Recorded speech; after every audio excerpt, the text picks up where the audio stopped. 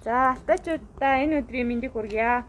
Баян шанд багийн 2-2 тоотыг одоо хашаандаа сайхан амьдрын аяны хүрээнд танилцуулахаар болоод байна. Та өөрийгөө танилцуулаач. За би 9 мөлөг сумын Баян шанд багийн 2-2-д амьдардаг алхаж байгаа хүүхдээ санаанд авах гэж иргэн байна. Тэгээ хашаандаа сайхан амьдрий. Ер нь хүн хашаандаа өөрийн амьдарч буй орчноо дохижуулж аятаа тухтай амьдрил гэж бодоод хийж исэн ойр зүрийн ажлыг танилцуулъя гэж. Тэ.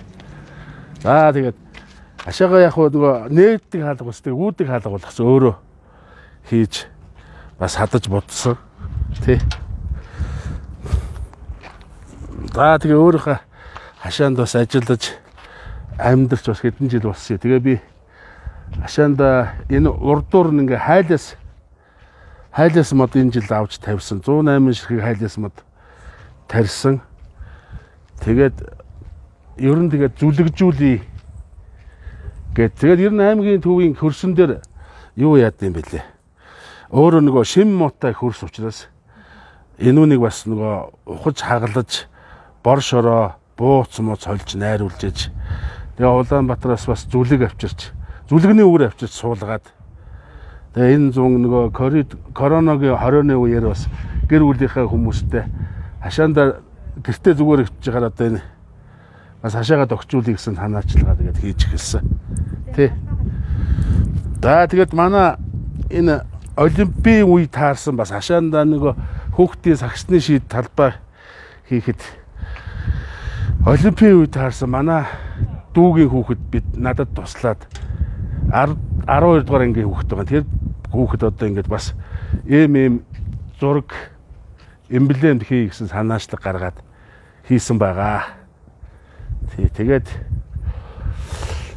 эндээ ингээд турниктэй савлууртай бас манай хашаанд ч нөгөө манай ач зээнэр ирэхтэр зэрэг бас тэр хүүхдүүдийг агаар салхин тоглуулах одоо шороо мороогоор тоглоод компьютер интернет фэйсбүүкээр тоглоод байхгүй ингээд тоглоомын талбайг нь бас хийж өгье гэж бодоод. За тэгээд энэ талбай юуг услахад модыг услахад ус зайлшгүй эрэхтэй аймгийн төвд ч одоо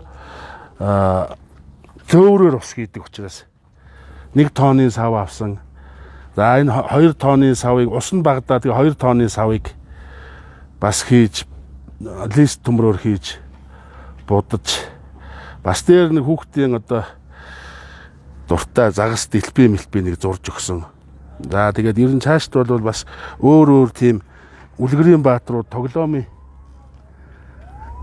одоо өөрсдийнх нь сонирхдаг тэр каноны баатруудын энэ хан манаар зуръя гэсэн санаатай байгаа. Тий. За тэгээд энэ зэ ач нартаа зааруулж ингээл тоглоом хийж өгсөн. Энэ гадаа агаар салхинд хүүхдүүд их зүгээр байдаг. За энэ тэгэл дүүжин дайжин гэр хийсэн одоо суулгах гад орхицсан байгаа. Тэнд суудсан байсан аваад тавьчихъя. Одоо энэ дээр суулгах юм. Тэгээ хүүхдийг бас нөгөө эрүүл сарвал цэвэр хөрсөнд байлгах элсээр тоглуулах. Элсээр тоглох ч одоо хүүхдэд маш их цэвэрхэн байгалийн цэвэр элсээр ингээд тоглуулаад тэгээ хайс ашлагаа бас сайжруулад тэгээ цэцэг мэцэг бут тарьсан байгаа. Одоо дээр нь тэгээд нэмээд би одоо энэ дээр үхрийн нүдний 5-6 бутыг улсын авраг тариалан сайхан жаргалах бэлэглэн гэсэн. Тэгээд бас өөр өгөөжтөө жимсний мод тарья гэж бодож байна. Манай тэр дүүгийн хүүхд битээр бас санаачлагаар гэр бүлийнхээ хүмүүстэй ярьж байгаа. Тэгэл ашаа машин дээр энэ эсмэл хүүхдийн тоглоомын үг, энэ дугуй мууганы үг ашиглаад ингээд хийцсэн хүмүүсний сан. Бас хашааныхаа дотор талын энэ ханыг бас будмаар юм байд юм билээ. Энэ бас яага бодож болохгүй гэж. Хуучин хашаа бас нөгөө банз ингээ үжирч мүдэрсэн байд юм билээ. Тэрүүний яванда эндээ бас нэг оргилуур хийх санаа байх. Тэр гацуур тарьсан тэнд нэг агч гэдэг мод бас бойлс гэдэг нэг мод байна. Энэ монс гэж бас гой үнэр гаргадаг мод байдаг гэсэн.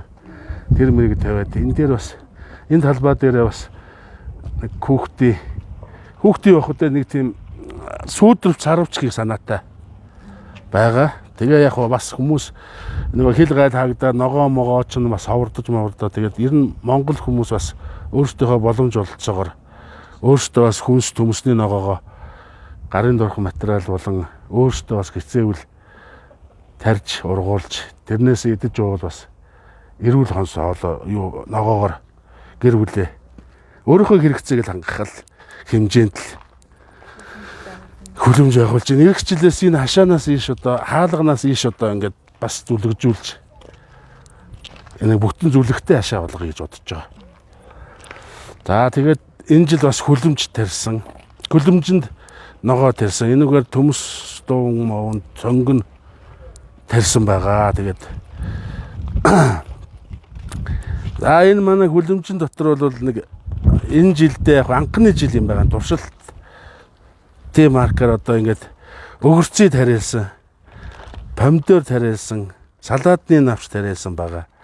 Тэгээ манай өгөрцөй ургаад бас өгөөд бид нар аваад идэж уугаад эхэлсэн байгаа.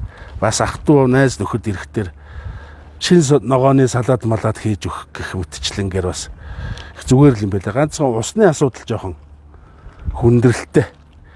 Тэгээ яг энэ нөгөө банз ч бас аймагт үнэтэй. Тэгээ банзаар хийхээс энэ хаягдл дугуйны бактеришгийг ашиглаад ингээд гадаслаад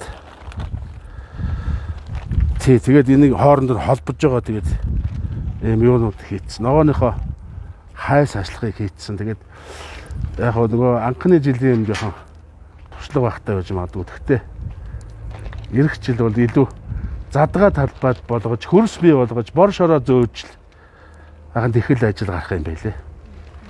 Тэгээд тгий гэж бодож байна. Тэгээд одоо энэ хэсэгтээ болох төр би сонгон мөнгөр ингээл цэцэг хүүхдийн юм уу тарьсан байгаа. Тэгэл хашаанда нөгөө зав зайгүй ажиллаж байгаа байдалтай л байна да.